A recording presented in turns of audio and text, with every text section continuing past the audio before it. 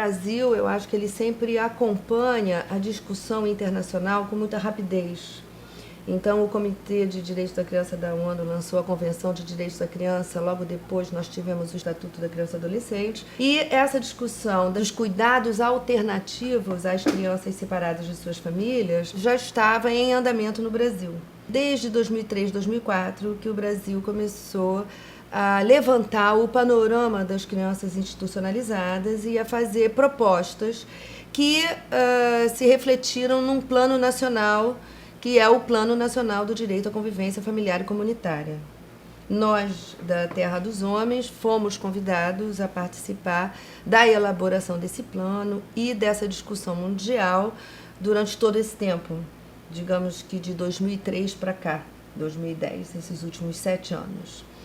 E assim que o Plano Nacional, a política nacional foi desenhada, e a gente sabe que quando uma política ela é desenhada, ela se baseia na lei e, ao mesmo tempo, ela direciona os recursos naquele sentido, a gente sabia que a gente precisava, então, criar uma rede para um processo de capacitação continuado do Brasil inteiro. Então, nós entendemos que o GT é como se fosse um fórum especializado de debates sobre os cuidados com a criança separada de sua família ou em vias de se separar de sua família.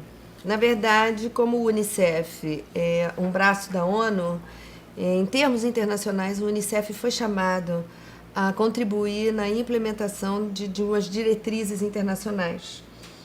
Na época, a representante do Unicef aqui no Brasil entrou em contato conosco. O Unicef sente-se muito honrado em fazer parte desta parceria com o grupo de trabalho para a convivência familiar e comunitária. Mais do que um agente financiador, nós somos verdadeiramente parceiros. E logo depois nós encontramos a adesão do Instituto CIA.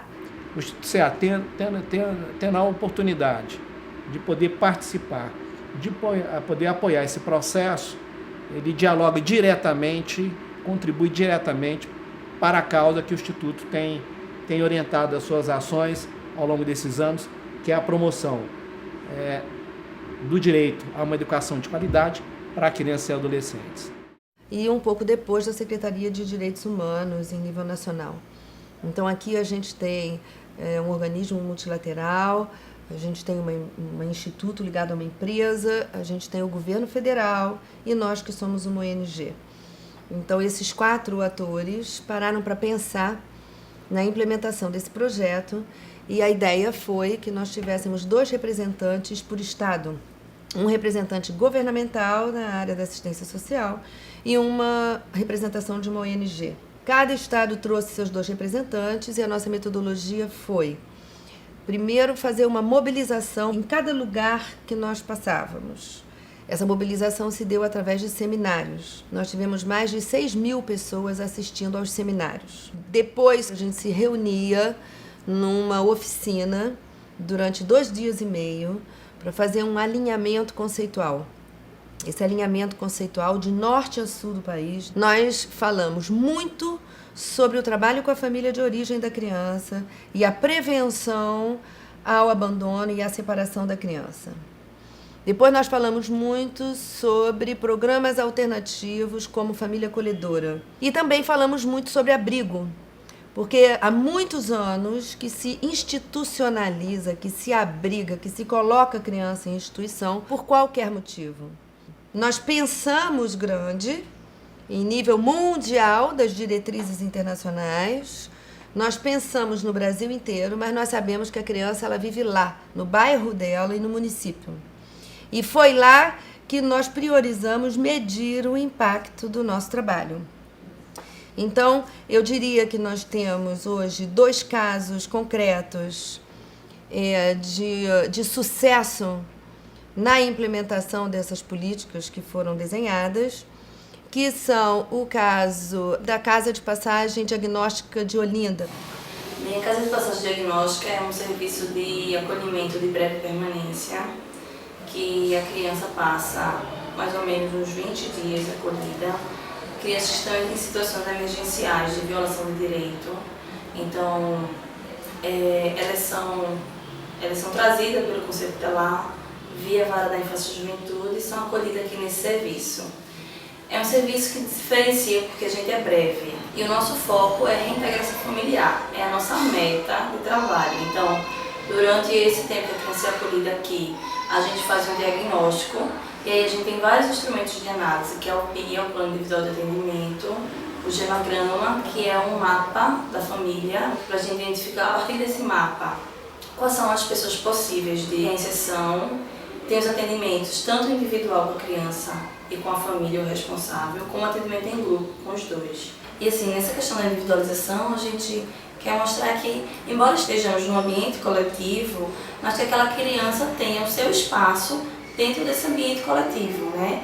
Tenha o seu lugar, tenha onde guardar os seus pertences, porque cada criança e adolescente é único, no seu desenvolvimento, com sua personalidade. A gente divide os casos por grupo de irmãos, então cada grupo de irmãos tem sua cuidadora de referência. Então, uma assistente social, uma psicóloga para cada grupo de irmãos, ou se tiverem desacompanhado, né, para cada caso.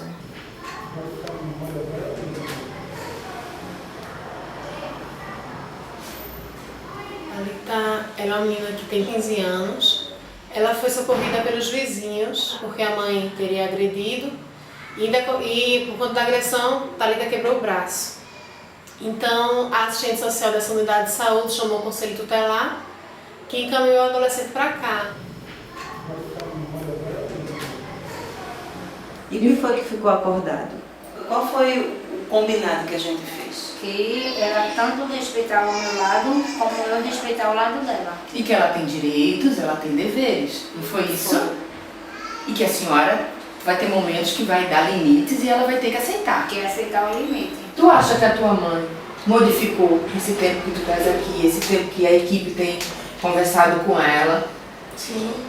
Acha? A gente aprende com as situações ruins, né? Para poder viver momentos bons na vida da gente, né? Mas é muito ruim ficar longe de quem a gente gosta, né? Já já tu vai voltar para casa. Tem alguma coisa que você gostaria de dizer, Thalita? Eu queria agradecer o apoio de vocês.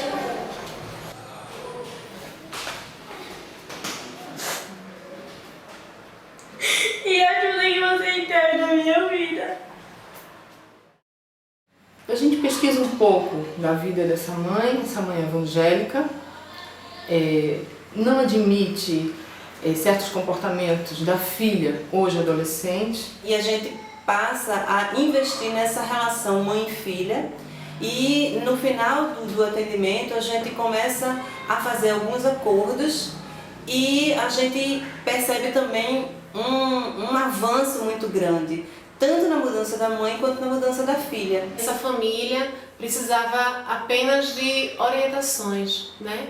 Orientações sobre o educar, já que o vínculo afetivo estava preservado entre a mãe e Thalita. Eu acho que um grande diferencial nesse trabalho da Casa de Passagem de Olinda é a forma com que eles se organizaram para fazer com que a criança, de fato, retorne o mais rápido possível para a sua família de origem.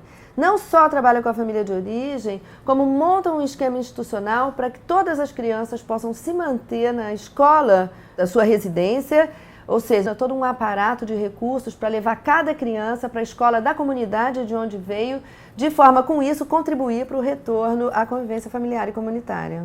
Dentro do nosso planejamento, a gente está discutindo a história de ter um cofinanciamento, né, de ser um repasse fundo a fundo e interromper essa lógica de projetos, que isso não é bom, porque projeto tem princípio, meio e fim. E cofinanciamento, você garante apoio técnico e financeiro ao município seguidamente, né, sem interrupção. Um outro exemplo é o caso de São Luís do Maranhão. O que eu entendo que seja assim, significativo para que tenha dado certo e esteja até hoje caminhando em São Luís, mesmo com a saída de algumas pessoas, mas com a entrada de outras, e isso acaba que esse movimento fica mais lento, mas ele não para, ele continua. E continua certamente porque ela não começou com uma discussão de um grupo, de uma secretaria, mas começou com uma discussão articulada. Eu acho que a articulação entre os conselhos, entre os órgãos públicos e a sociedade civil, isso é fundamental para que qualquer política possa ser implementada. Convidamos várias pessoas da cidade, várias instituições, convidamos políticas públicas municipais, convidamos organizações não governamentais, convidamos conselhos para organizar o GT do Estado do Maranhão. E essas reuniões, elas eram muito proveitosas, muito interessantes, porque era o espaço onde, ao mesmo tempo, nós discutíamos os conteúdos que nós havíamos discutido no GT Nacional, nós socializávamos esses conteúdos no GT local e também trazíamos para o debate informações das políticas locais. Eu acho que essa rede que a gente conseguiu formar a partir com os estados, isso é fundamental porque fortalece a todos nós. E tendo claro de que temos as diversidades que são próprias de cada estado, mas nós temos aí um ponto em comum, que é o objetivo de garantir o direito da convivência familiar e comunitária às crianças e adolescentes.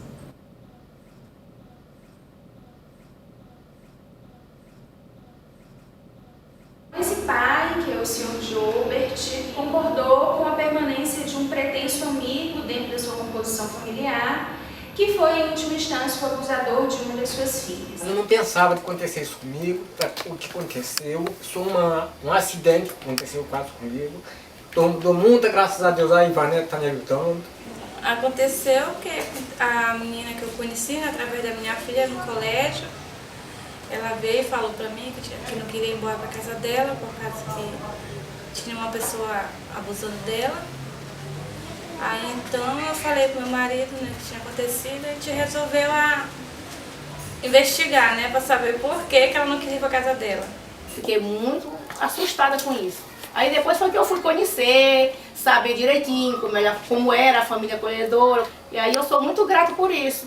Porque o que aconteceu com elas é muito difícil para qualquer família. Elas iam pro abrigo. Aí, como eu disse que nesse dia ele ia sair para trabalhar, era tarde.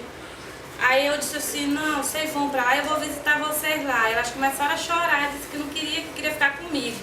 Como ela não era da família, agora ela já é da família? É como se fosse filho da gente, como meu e dele, entendendo? A gente percebe que quando o pai agradece a família acolhedora, ele, na verdade, está acolhendo a família acolhedora também e a criança cria uma oportunidade maior, porque ela acaba ganhando duas famílias. A porta de entrada desse caso especificamente foi o Conselho Tutelar e é importante que se diga que as nossas duas principais portas de entrada são os Conselhos Tutelares e a primeira vara da Infância e Juventude. A gente, digamos assim, tem uma admiração muito grande por todos aqueles que integram a rede, porque são verdadeiros guerreiros e verdadeiras guerreiras que merecem o nosso reconhecimento, o nosso respeito e a nossa ajuda no nosso campo de atuação profissional. Nós entendemos, e isso não é só no Brasil, é no mundo todo, não se acredita no trabalho com a família de origem, não se investe na família de origem e com uma grande facilidade se retira a criança do contexto familiar para colocá-la numa instituição. Nesse momento, o que mais falta são exemplos concretos de trabalho com família de origem. E nisso, nós da Terra dos Homens temos uma experiência acumulada bastante interessante. E é essa experiência que nós temos procurado disseminar e encontrar parceiros que sejam competentes também, com metodologias outras, mas que possam também, junto conosco, fazer um eco maior na importância desse trabalho com a família de origem. E nós, no Brasil, dentro do movimento do GT Nacional, procuramos fomentar a crença no potencial da família e a necessidade de um diagnóstico no momento inicial, quando a criança acaba de se separar da família. Eu acho que essa metodologia do GT Nacional, de um trabalho em rede, de norte a sul, passando por todos os lugares. O GT em Roraima, em Porto Alegre. Em Minas Gerais, Belo Horizonte mais especificamente. Nós criamos uma linguagem, que agora, quando eu digo que é, por exemplo, uma casa de passagem na Bahia, quem está no Rio Grande do Sul vai entender o que eu estou dizendo. Essa integração que a gente tem com os outros estados, com outras experiências, ela fortalece todos os serviços no qual a gente atua. Principalmente para as crianças, que diretamente são as maiores beneficiadas. E se nós conseguimos hoje compreender a política e os atendimentos de uma forma minimamente comum, eu acredito que outros países que são menores e que não têm tanta diversidade poderiam, com facilidade, criar redes e implementar o que já está posto em lei. Basta, na verdade, eles colocarem suas leis na conformidade com a Convenção de Direitos da Criança e, depois disso, escrever as suas políticas, implementar as suas estruturas através dos conselhos de direitos e depois proceder a um alinhamento conceitual de como atender a criança. Quais são as propostas de serviços que os atores vão precisar utilizar quando estão diante de um caso.